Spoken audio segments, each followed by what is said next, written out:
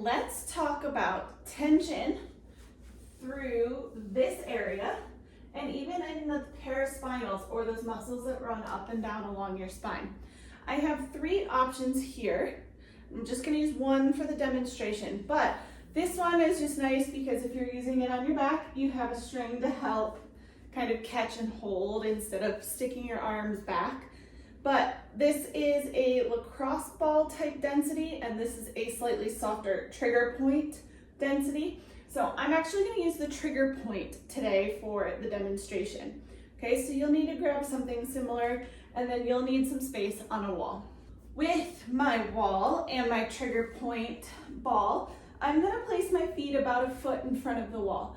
And then I'm going to take my ball and I'm going to place it just to the left or just to the right, you'll do both sides, of that sacrum and spine, okay? And you can go from lower back all the way down. We'll work through all of it and it'll help really relieve and open some of this up. So again, placing that ball just inside the spine or sacrum. I'm starting closer to my sacrum. And then I'm going to bend my knees a little bit. Nice deep breath. On the exhale, think about the muscle underneath that ball opening and relaxing. And you can kind of go up and down a little bit. Make little circles.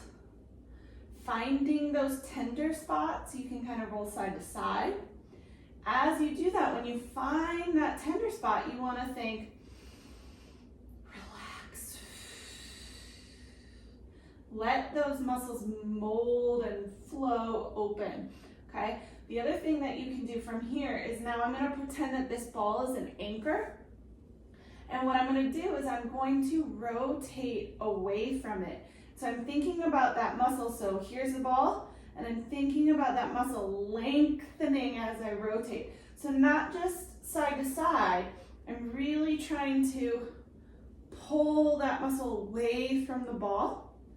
Okay, coming back, do it a couple times, up and down, and then just incrementally moving that ball up a little bit at a time, going through similar patterns, up and down, circles, side to side, that rotation, really helping relieve some of the tightness you might be feeling. And then switch sides, in and across the butt and even up and down that spine through that lower back, okay?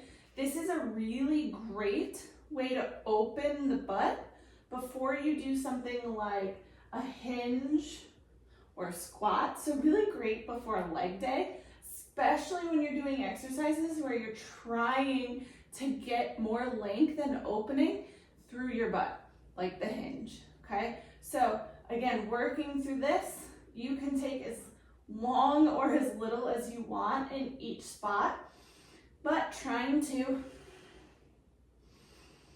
let those muscles melt away from the ball, okay?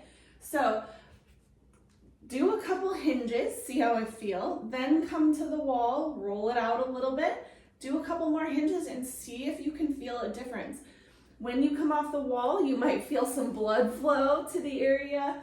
You should feel a little less pain and a lot looser, okay? So give it a shot and let me know what you think.